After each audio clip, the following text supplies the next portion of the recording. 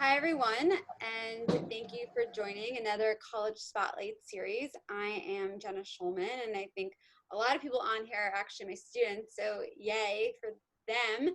I am here with the University of Oregon. I sat down with Joelle, I guess last year. It feels like years ago because it was pre-corona, because one of my students is heading off there, and I needed to learn about Oregon. What is the correct pronunciation? Oregon. Okay, Oregon. It's like Orygün. Everyone always like fights over the how to pronounce it. So yeah, so I learned a lot about it from her. One of my students is going there this fall, so I'm super stoked for him. He fits really well into that school, and I'm sure you'll hear today the kinds of students that fit into Oregon, which is almost anyone because there's so much to do for people. So I think a lot of people are on here from New Jersey. So Joelle is the New Jersey admissions counselor. I believe she has a bunch of other states too, so she can answer some of your questions about how to get there from New Jersey, since it is kind of across the country, no big deal. So yeah, without further ado, I'll hand over to Joelle and I'll monitor the questions and answers. Wonderful. Thank you so much, Jenna. And thank you everybody for joining us today. As Jenna said, my name is Joelle Rankins-Goodwin. I am a 1986 graduate of the University of Oregon. I came through the U of O's Army ROTC program, which means when I graduated, not only did I get my degree, but I was also commissioned as an officer in the United States Army. I spent 24 years in the Army, and then I went full circle. My last job in the Army was right back at the University of Oregon, actually teaching Army ROTC in the military science department. When I got ready to retire from the Army, I knew a couple of things. I knew I wanted to stay in Eugene, and I knew I wanted to stay, if at all possible, on the University of Oregon campus doing something.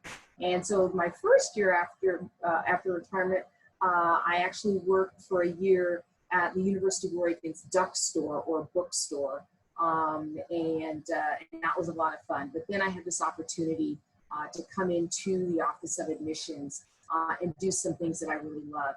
The opportunity to go out and recruit the best and the brightest to become Oregon Ducks, a place that I love so much. And then also the chance to travel. In the Army, I traveled a lot.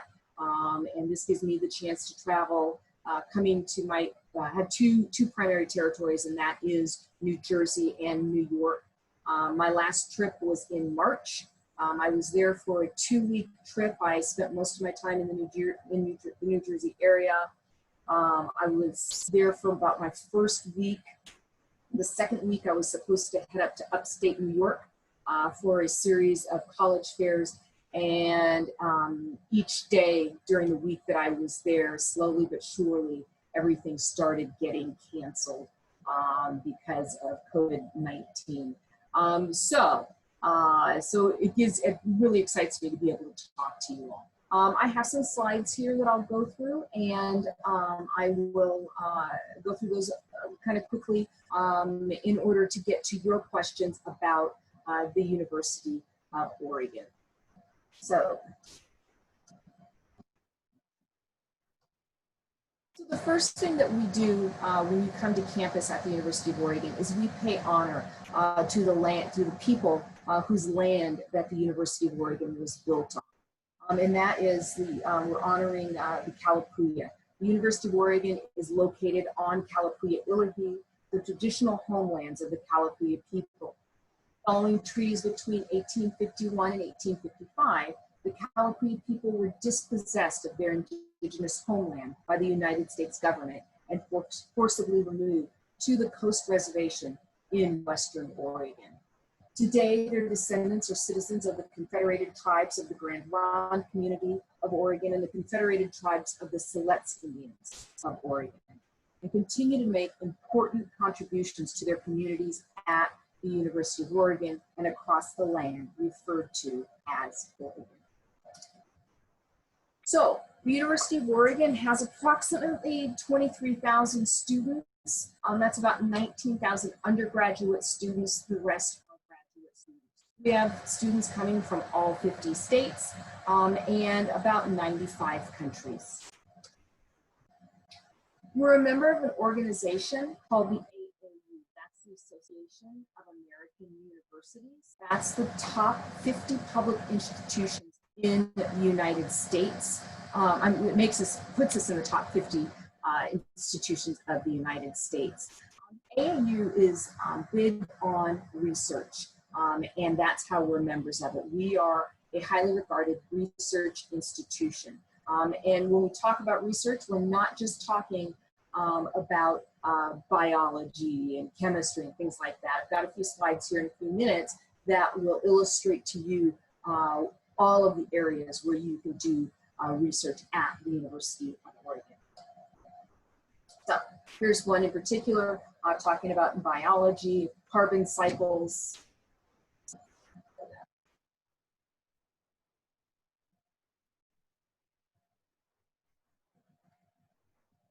do that. Uh-oh, that didn't look right. I don't know how to do it. Hold on just a second.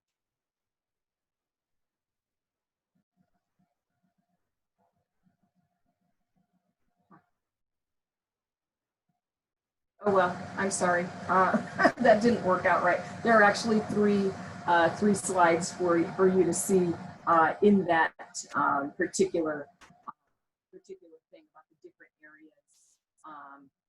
But I will say that about 75% of our undergraduates are engaged in some sort of original research. It gives our graduates an edge in the marketplace. So talking about the different majors at the University of Oregon, we have over 240 majors, minors, and certificates or concentration programs. I was looking at some of the things that many of you are interested in studying, and I think that you'll find the University of Oregon can cover many of those things that you're interested in. Let's talk a little bit more. We're made up of 9 different colleges and schools, and I will go through each of those quickly so you know more about them. First, we have the College of Arts and Sciences. That's the heart of our academic programs. We have within the College of Arts and Sciences, there are over 40 majors.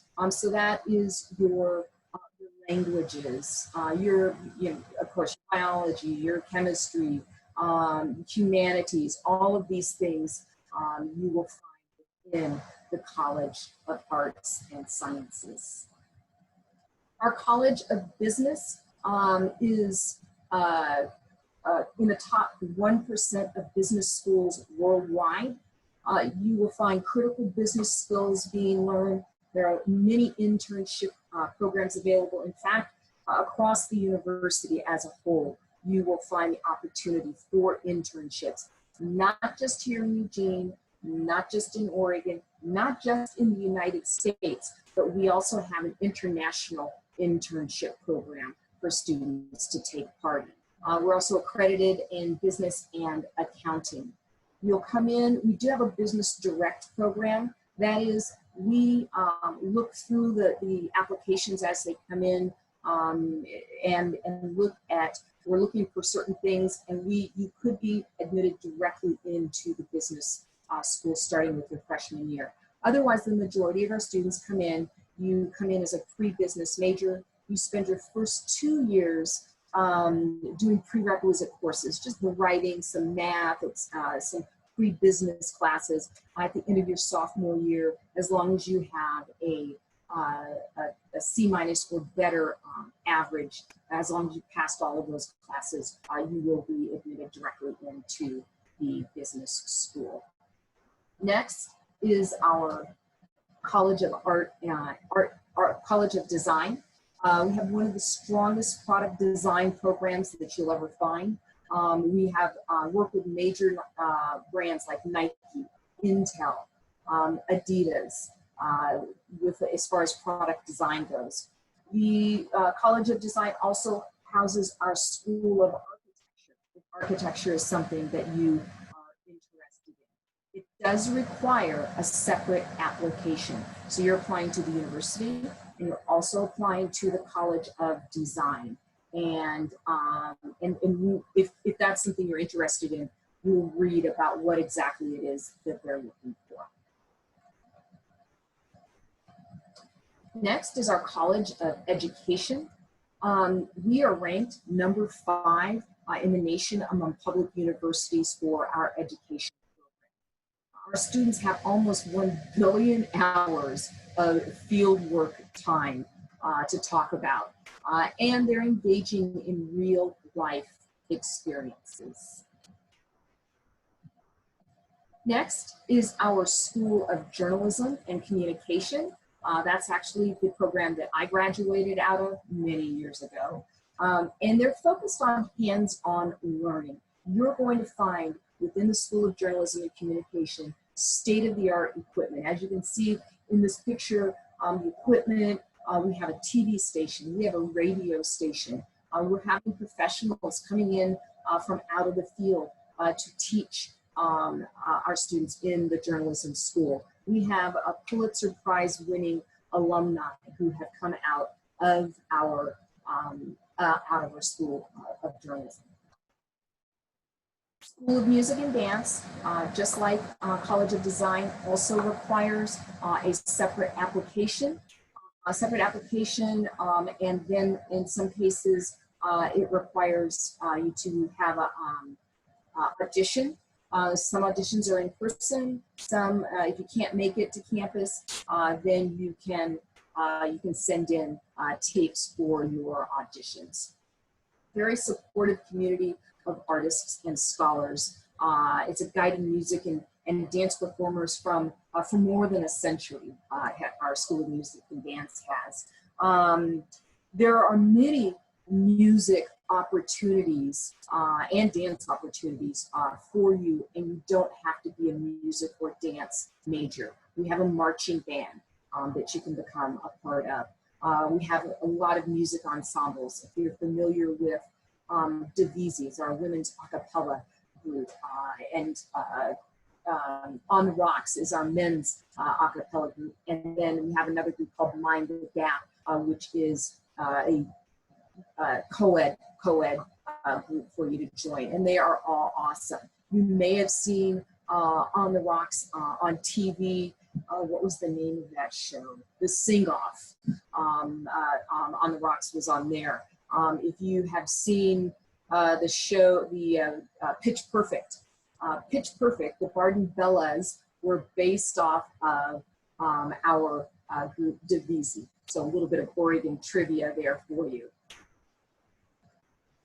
We also have a School of Law. School of Law, you can get a legal studies minor within the School of Law, and then we have a 3+3 program where an honors student can do undergraduate for 3 years, and then you do law school for 3 years, and you've got your degrees. Really, really cool, awesome opportunities for you in the School of Law. Then we have the Robert D. Clark Honors College. The Clark Honors College is one of the top 10 public honors colleges in the country. It's also the second oldest honors college in the country. It offers a small cohort experience, and it also, like the others, requires a separate application.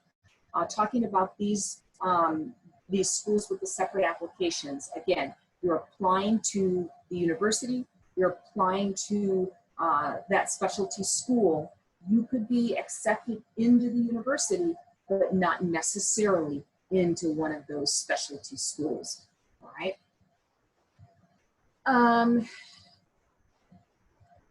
Okay, talking a little bit about opportunities outside our career, getting our students career ready. The University Career Center connects our academics with your future career. And so you can go in there and into the Career Center and learn about opportunities. They will help you. They help with resumes. They help with the job hunt. And so these are just some of our graduates and the things that they have been able to accomplish after graduating from the University of Oregon. If study abroad is something that you're interested in, we have more than 300 study abroad programs within what we call GEO, Global Education Oregon. 300 programs, 80 countries to choose from. About 25% of our undergraduates do study abroad. We also offer a pre-freshman program. That will not be happening this year, but in the out years, hopefully by the time you decide to come to the University of Oregon, it will happen. With our pre-freshman program, you've graduated from high school. That summer, you've been applied and been accepted to the University of Oregon. You have the opportunity to travel to either London or Singapore for a couple of weeks, do study abroad, earn college credit before you've even really step foot on campus. So this next video that's going to play is just to give you an idea of all of the things we have to offer at the University of Oregon outside of the classroom. The college experience is more than just a degree.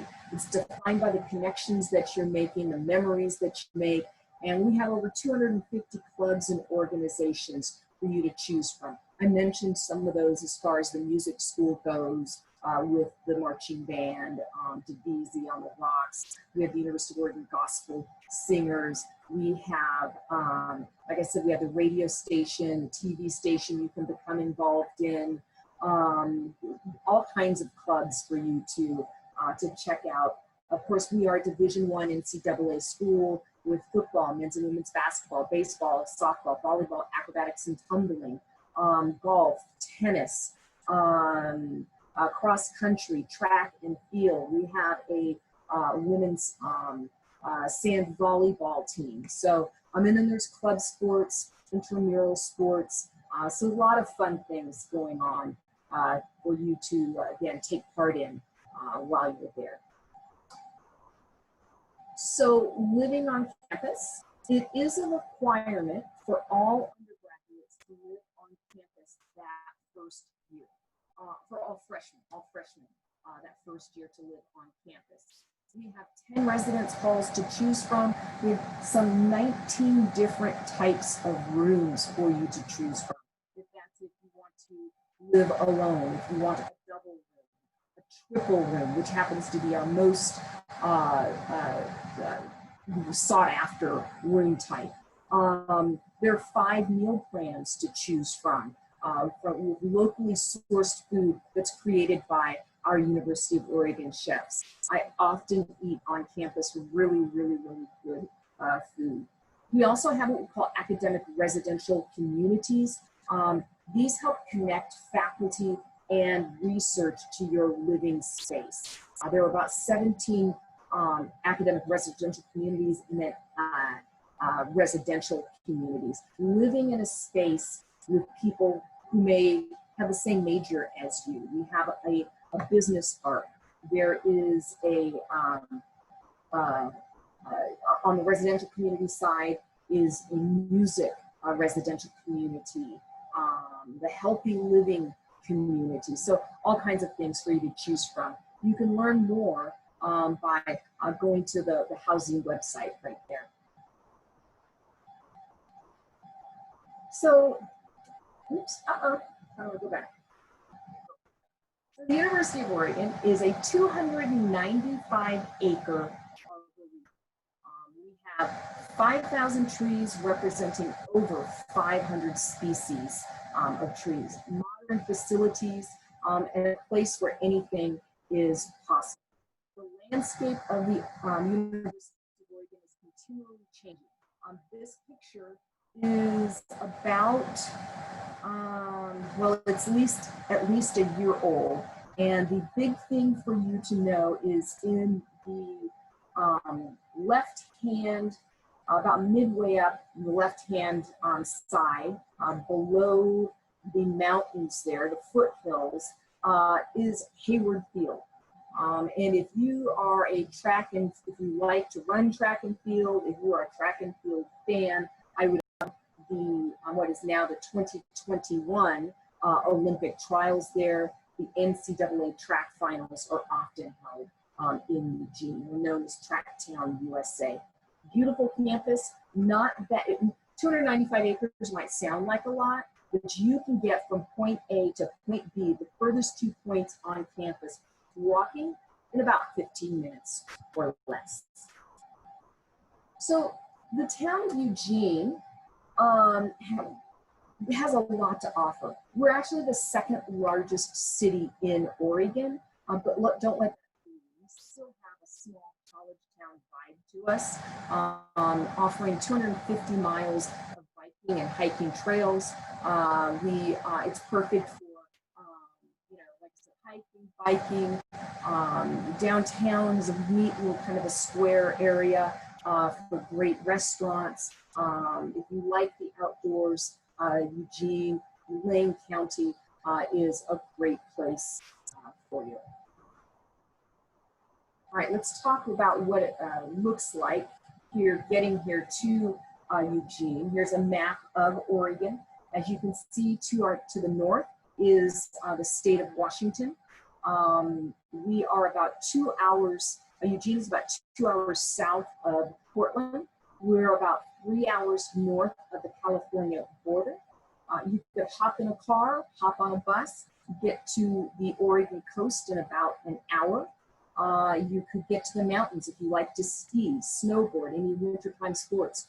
In about an hour, you can get to the mountains. You'll see on this graphic that there is an airport in Eugene. There's an airport in Portland, Portland International Airport. I'm from Portland. I love Portland. It is still near and dear to my heart. The traffic has become a nightmare. If I can avoid driving to the Portland airport, I do. So whenever I fly out to New Jersey or New York, I almost always fly out of Eugene.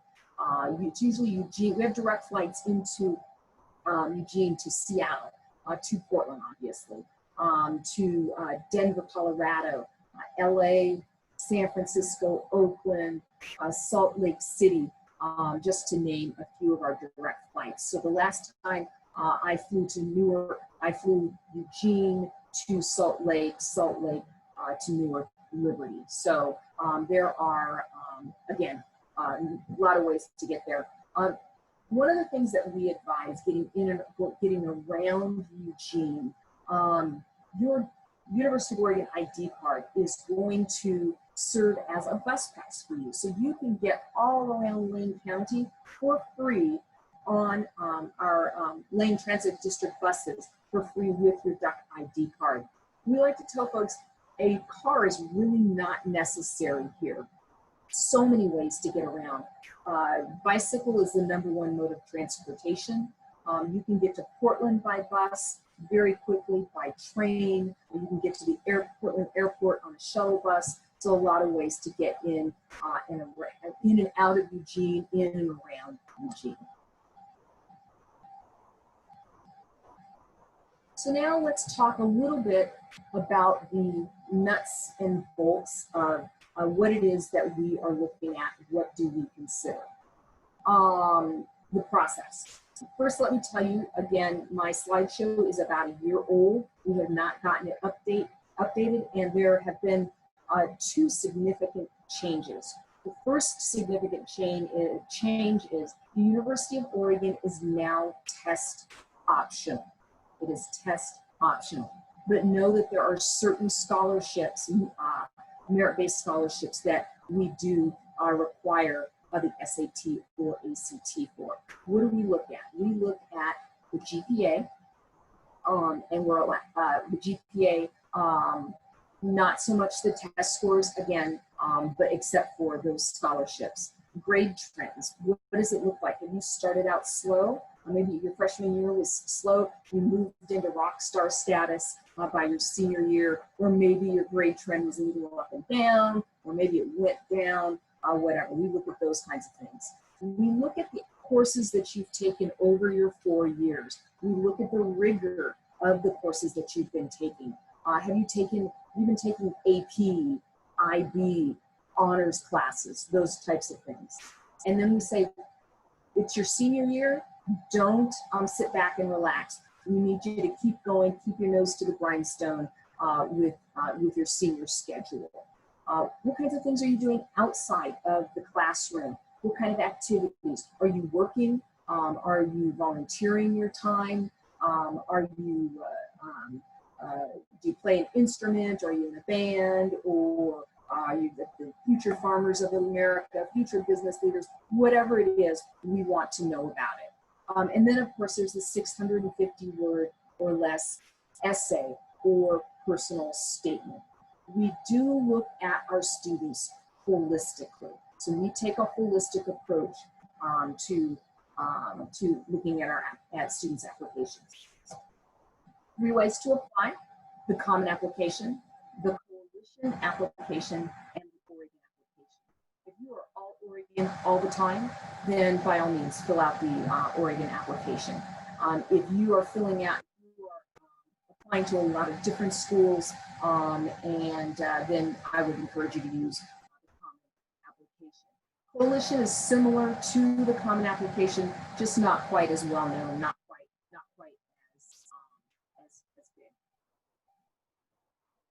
Okay, let's talk about some deadlines.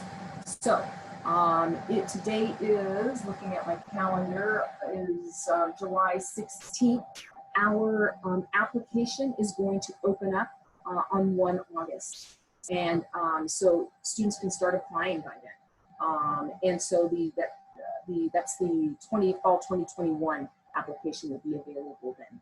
So here are our deadlines. 1 November is early action. You apply by the 1st of November.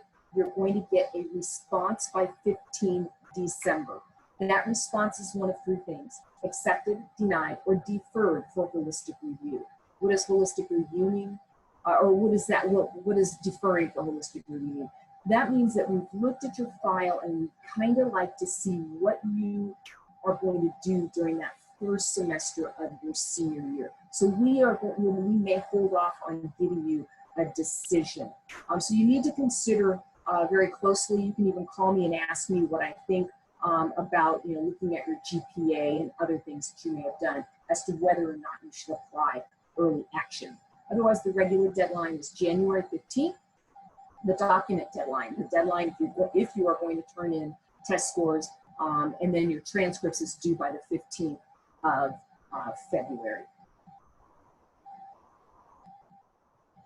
So, oops, that's what's there. So this again, old slides.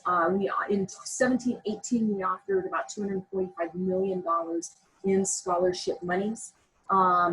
But we do have, I talked about this merit-based scholarships, and you can find this on our website at that web address that you see there on your screen. We have the University of Oregon Excellence Scholarship, which is $15,000 per year. This is for folks like you. This is for non-resident students only. No students from Oregon are eligible for the Excellence Scholarship. And that's with a 3.9 or better GPA, 1450 SAT, or 33 ACT. But we also have 2 other merit-based scholarships. That's the Summit and the Apex. And that's $10,000 for a non-resident course. That's for the Summit. And the Apex is $7,500 per year if you meet the requirements. So all you need to do with those scholarships, get your application in on time, get your transcripts in, and your test scores in on time. If you meet the requirements, you'll get a letter in the mail that says, congratulations, you've been awarded one of these scholarships. Again, nothing for you to do but get those things in on time. If you receive one of those scholarships while you're at the University of Oregon, as long as you maintain a 3.0 or better, you will get that scholarship each year as long as you maintain a 3.0. Other scholarship opportunities we have: the Stamps Scholarship, which is all tuition and fees tuition fees and an enrichment fund, and it's a really rigorous process. And we only offer I do believe about 10, we get hundreds of applications, but only about 10 of them are awarded the STAMP scholarship. Very, very prestigious. So that is the end of my slideshow. And I am ready to answer, Jenny, I'm ready to answer any question that folks might. So somebody asked what percentage of accepted students are out of state? That's a really good question. We're about, our student body is about 49% non-resident, and the rest being resident. And when I say non-resident, that includes international students. Okay. And do you want to explain a little bit more about coming from New Jersey out west and how students would get there, and kind of like what maybe some of the differences are culturally and geographically? Sure. So our ocean, the beach, going to the beach looks different in Oregon than it does in New Jersey. We don't really have any boardwalks. The weather is different here in that we don't have very much humidity. Today it's actually 90 degrees, and people in Oregon go crazy at 90 degrees. Let's see. Just really super pretty and green, but you know, New Jersey has a lot of pretty green spaces. Our primary highway is Interstate 5. It runs north to south. It runs from the state of Washington clear through California to the border. So I think we're pretty, I think you'd say we're pretty laid back here. And it's just, to me, it's a really cool, a very accepting place, very accepting and diversity, things like that. Getting here, like I said, you know, flying, you can do direct flights from New York or New Jersey into Portland. We don't have any direct flights into Eugene, but again, for me, the drive, I much prefer the drive, or not to drive, not to go through the traffic of having to get up to Portland, and that's really mostly where the traffic is. There's hardly any. My friends laugh at me when I talk about the Eugene rush hour traffic, because there really isn't any. Okay. Trying to think of other questions that I usually ask. What do you, I guess, like for people that are looking to apply this fall and they're not submitting their scores, you know, what are you most looking at? Are you still including that supplemental essay?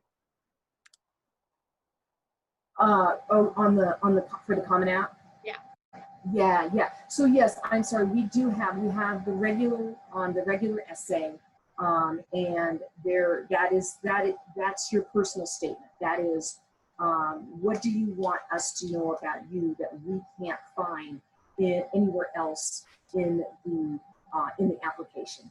Alrighty. I like to tell people, you know, talk to me about what you're passionate about, and what really makes you tick, what moves you in your essay. The second optional essay gives you 3 essay prompts, and it has to do with diversity. And what is it that you have done or think you will do to help the University of Oregon to move towards their goal of being a more diverse campus? So that's our additional essay. Okay. And then what do the majority of the students do for fun on the weekends? If you want to kind of walk us through like a typical weekend for students. Oh, it just depends. In the fall, it's football. Heading over to Autzen Stadium, depending on the time of day of a football game. And even if you don't like football, I think that everyone really kind of feeds off of the electricity in the air during football season.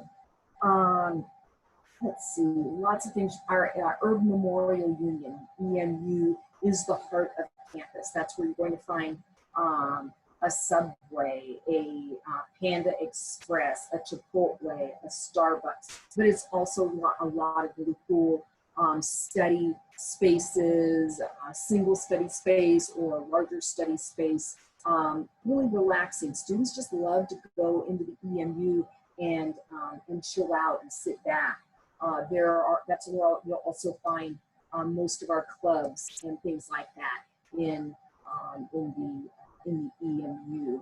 I mentioned On the Rocks, Divisi, Mind the Gap. We have an amphitheater, just very small, just outside of the EMU. And every Friday, they give a free concert to students. Let's see, hiking, biking. Like I said, we've got all the hiking and biking trails. We've got movie theaters here in Eugene. You might take off and go to Florence, the town of Florence, which is on the Oregon coast. You may drive 45 minutes to the east and go to Willamette Pass to ski or snowboard. Maybe you want a little bit more powder and you're going to drive an hour and a half to Mount Bachelor, Hoodoo Ski Bowl to ski in those other wintertime sports. Maybe you want to go shopping.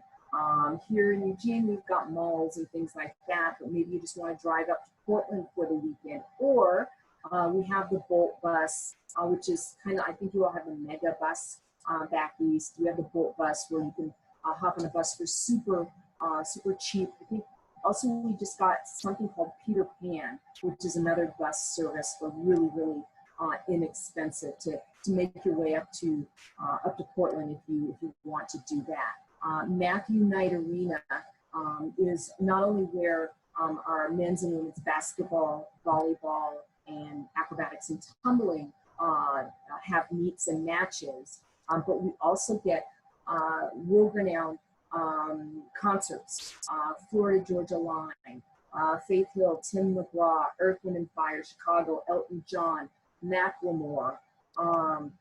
So we get great concerts coming into the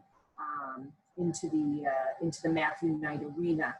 Some larger concerts, and you maybe need a little bit larger venue. Again, you go up to Portland, and they've got some great concert venues there. Music on the weekends, not just there, but we've at the Matthew Knight Arena. We've got local smaller venues, the Jazz Station, the Wow Hall, the McDonald Theater, are smaller venues where we get music coming through. So many things to do in and around Eugene. Like I said, it seems like a really small town. The population is about 210,000, but we've got a lot going on, and you won't get bored. Are a lot of the students really into hiking and the outdoor activities? Absolutely, really. I mean, and if you're not, that's okay, because there's still other things to do. I say that if you are not a runner when you get here and you catch the bug for running. A lot of people running all around. It's just beautiful. It's a great way to just along all the paths and everything. Hiking, rock climbing. We have a really cool rock climbing at Skinner's Butte, really cool rock climbing columns. If rock climbing is something that you want to get into, you can take it as a class at the university.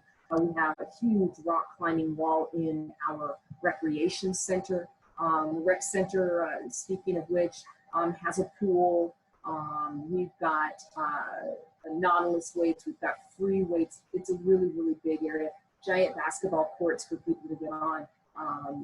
Racquetball, you name it, within the rec center.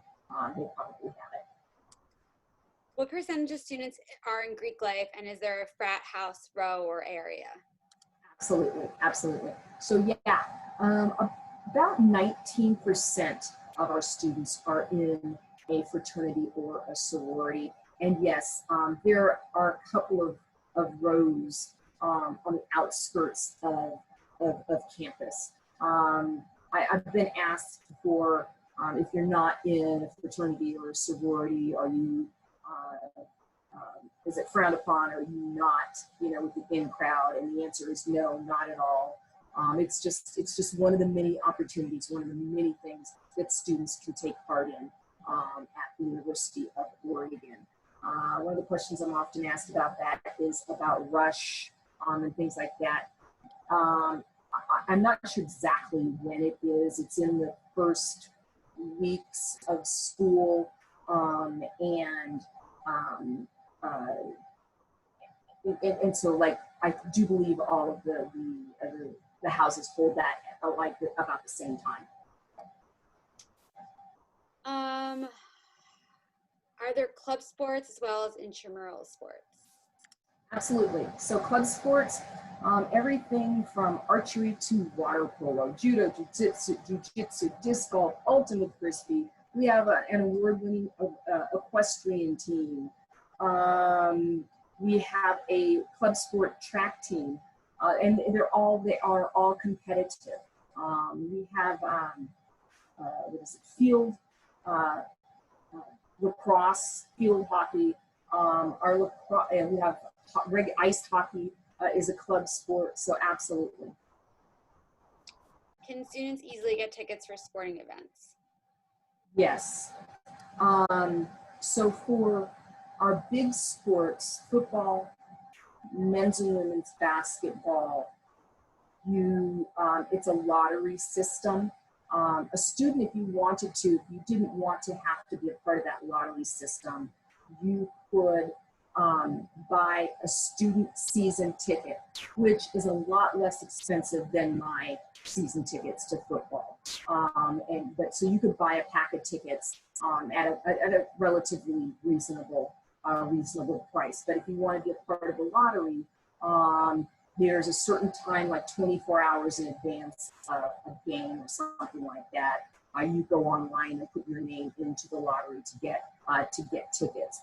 Otherwise, all of the other sports are easy enough. I do believe with a student ID, you could get into, say, an acrobatics and tumbling meet, a volleyball meet, or whatever. Can you tell us again about merit scholarships? How many are given, and outside of stamps, are they competitive, or if you have the GPA, do you get the scholarship? Yes, absolutely. The merit-based scholarships, again, are the Excellence, the Apex, and the Summit. And thus far, absolutely every single person who has met the requirements will get that scholarship. So there is no cap on it. So like I said, with the Excellence, it's a 3.9 GPA, a 1450 SAT, or a 33 ACT.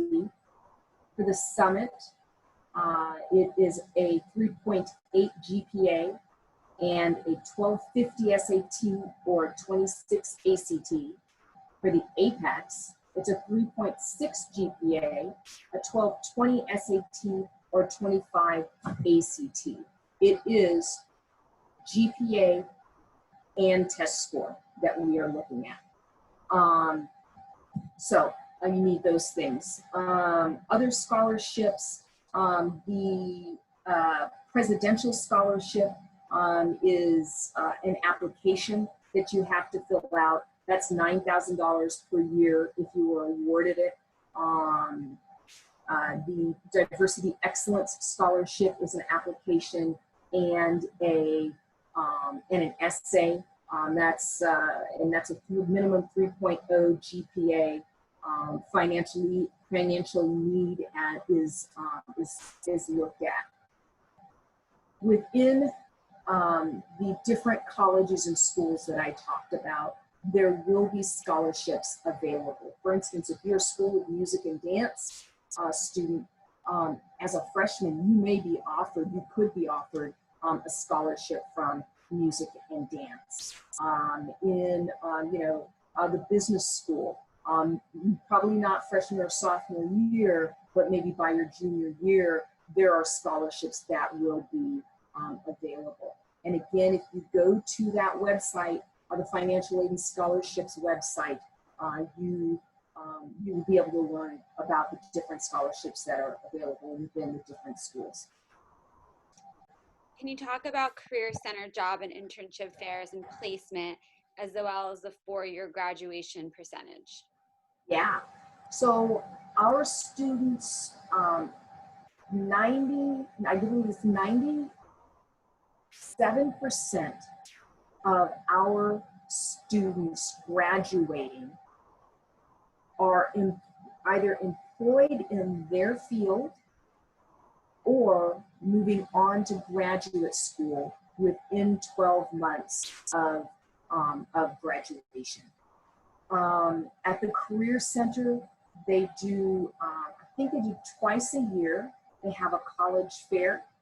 And up in the EMU, the Memorial Union that I talked about, they set up and they have employers from around the world coming in and having a college fair. And it's not just for seniors. I do believe anybody can go, but our seniors are usually the ones who are, ready with resume in hand, maybe a suit and tie, a dress, whatever the case may be, handing their resumes to potential employers and ready to go. But anybody can go to those college fairs, and those have been happening for years and years. So yes, internships, as I mentioned before, internships are available throughout the university in the varying schools, the varying majors. Sometimes you might see it just because it's posted up on a bulletin board, or you might have a professor in your business class telling you about an internship that is available. And it is not uncommon. It is for, I've talked to a number of people over the years who have done internships, and yes, after graduation, they have a job waiting for them within that same company where they had an internship. Like I said, we have international internships that you can take part in. And so yeah, in the Career Center, one of the things that the Career Center is trying to do is really encourage students to don't wait until your senior year to go and see them. That tended to be what happened with the students, is they're waiting until senior year. They're trying to get the students to get in there as early as you're, within your freshman year, just to come and see what it's about and feel comfortable with it. Which reminds me a little bit, I should talk about our Academic Advising Center, because the Career Center and the Academic Advising Center are now all in one brand new, beautiful state-of-the-art building called Tyson Hall. And so you can go in there and just get so many of your needs met. Again, whether that's academic advising, whether that's career advice and things like that. So, yeah. Thank you. You spoke about 2-year liberal arts prior to business school. Is that for all majors, or do you get accepted to a certain college with your initial application? Excellent question. Only the business school and the business school and the School of Journalism and Communication, we call those our pre-programs. You will come in as a pre-business major and as a pre-journalism major, and spend that 2 years doing general studies and things like that before you go into the business or the journalism school. Great. How are undecided major students handled? When do they need to choose a major, and how hard is it to switch majors? Absolutely. Let me start with, it is not hard to switch majors at all. One of my colleagues in the admissions office, he was his son, who graduated from the University of Oregon, changed majors 4 times, and still actually graduated on time. So it's not real hard. If you are undecided or undeclared, exploring, whatever you want to call it, you come in as such. Instead of, let's say if you come in, you know what major you want, you come in as a business major. During our orientation program, you will sit down with an advisor in that major, and they'll talk to you, and they're going to help you with your with the classes that you need. And you'll get your first schedule there during orientation. If you are undecided, you will sit down with a general academic advisor, just as good, and they will ensure that you are signing up for the classes that will be most beneficial for you, no matter what major you decide to do in the end. Usually by the end of sophomore year, we will hope that a student has chosen their intended major. Okay. I think that's it. Yeah, I think that's it. Any last questions, or I guess we'll wrap it up. I guess, Joelle, if somebody was looking at a bunch of West Coast schools, other Pac-12 schools, what do you think stands out about Oregon? I think we are considered a medium-sized university at 23,000, and I think we call it the Goldilocks principle.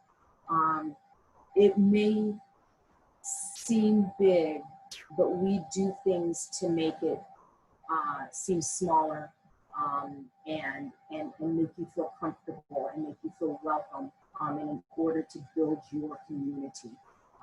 We are not so big, like I said, getting across campus is simple enough. We're not so big that it takes a shuttle bus to get from one end of campus to the other. So we're small enough that we're going to make you feel like you've got your own community, but we are large enough to literally offer you the world. And so that's one of the things that I love about the University of Oregon is they're welcoming, very welcoming, and community building.